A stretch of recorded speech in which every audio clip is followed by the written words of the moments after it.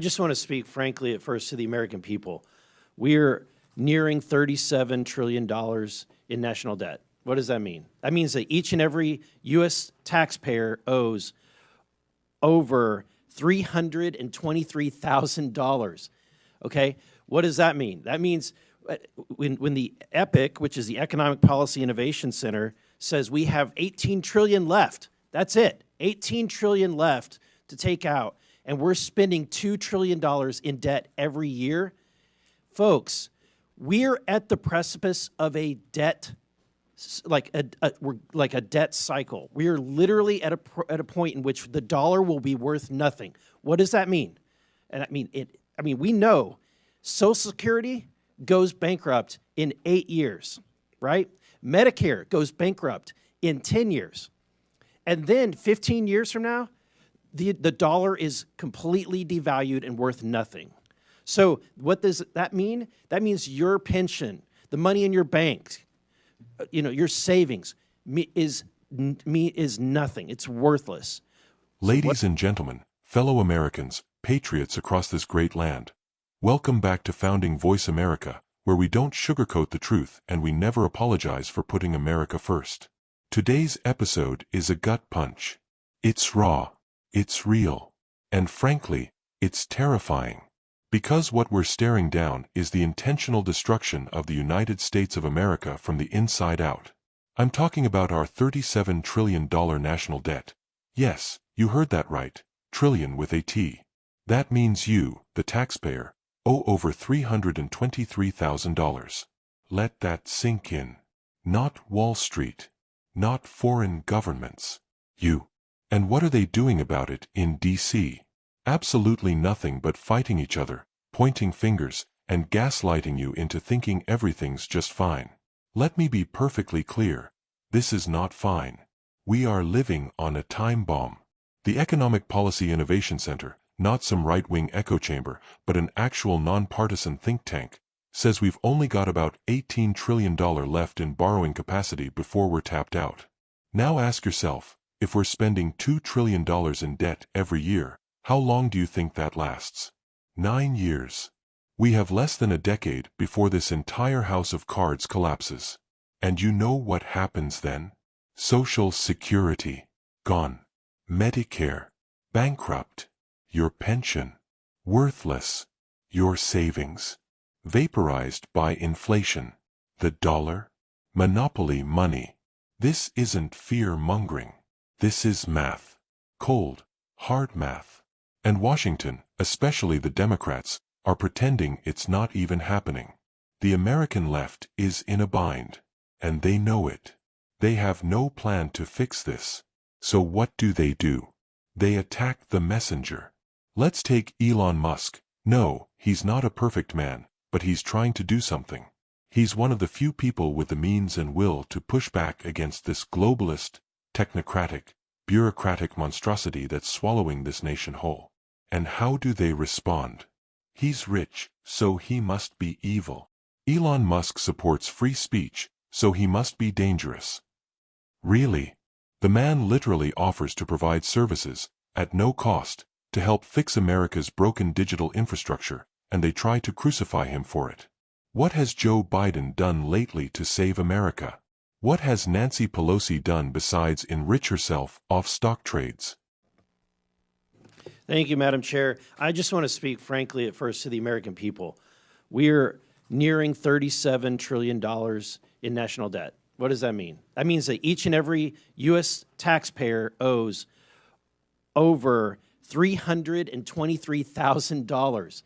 Okay? What does that mean? That means when the EPIC, which is the Economic Policy Innovation Center, says we have 18 trillion left. That's it. 18 trillion left to take out, and we're spending $2 trillion in debt every year. Folks, we're at the precipice of a debt, we're like a debt cycle. We are literally at a point in which the dollar will be worth nothing. What does that mean? And we know Social Security goes bankrupt in 8 years, right? Medicare goes bankrupt in 10 years. And then 15 years from now, the dollar is completely devalued and worth nothing. So what does that mean? That means your pension, the money in your bank, your savings is nothing. It's worthless. So what are we doing? We're trying to save this country. We're trying to save your pensions. We're trying to save your bank accounts. We're trying to save this country for the next generation, and it would be nice if we had help. But instead, we have people that are fighting us on this. And I think that I would hate to be in the Democratic Party right now because you're in a really bad bind. You're having to defend all of this crazy spending, all of this crazy waste. So how do you do it? You do ad hominem attacks. You attack the messenger.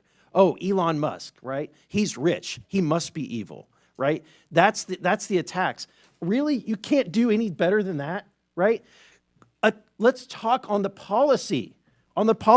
Help us. We're trying to save this country. This is and Elon Musk, who's making no money doing this, is trying to save this country. Why?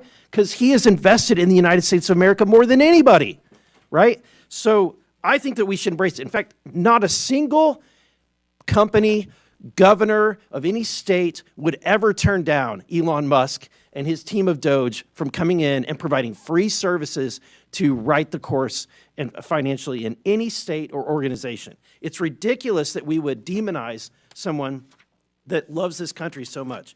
Mr. Whitman, the formation of agencies via the executive action is not new, right? The formation of Doge is not new. Can you, are you familiar with any other previous presidencies where they've formed organizations like Doge via executive action? Yeah, so actually the agency that Doge is occupying is one that was created in a previous administration. So it is something that happens routinely.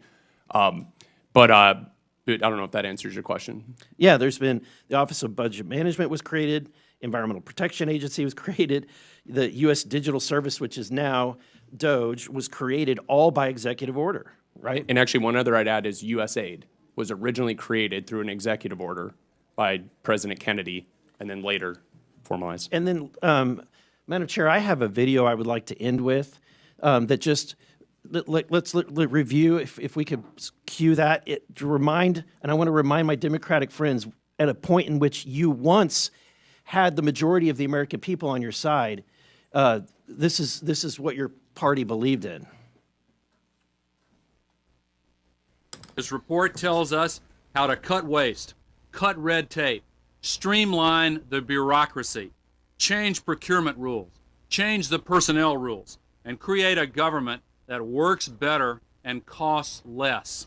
I've read it, and where it says the president should, the president will. Among the 800 recommendations, eliminating 12% of the federal workforce, merging some government agencies like the FBI, the DEA, and the Bureau of Alcohol, Tobacco, and Firearms, closing hundreds of government offices outside Washington. From the day I took office, one of the commitments that I made to the American people was that we would do a better job here in Washington in rooting out wasteful spending.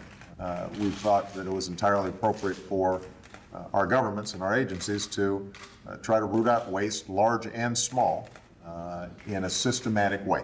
It means cutting some programs that I think are worthy, but we may not be able to afford right now. A lot of the action is in Congress and legislative, but in the meantime, we don't need to wait for Congress in order to do something about wasteful spending that's out there.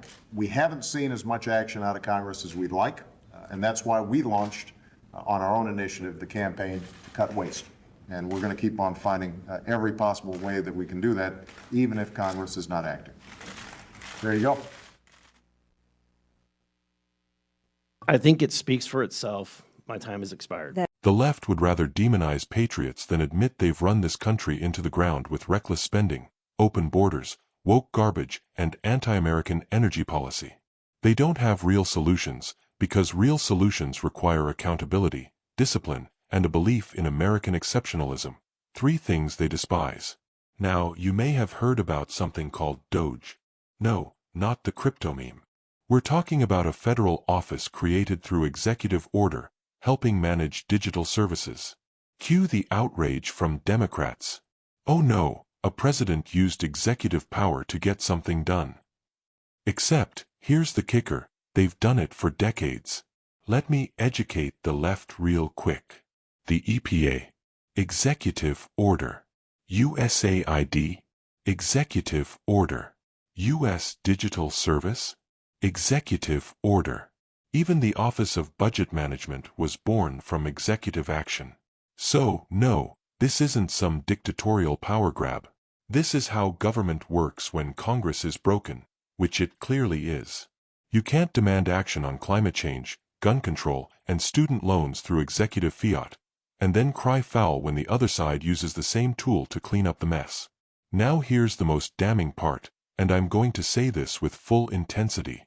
Democrats used to care about fiscal responsibility.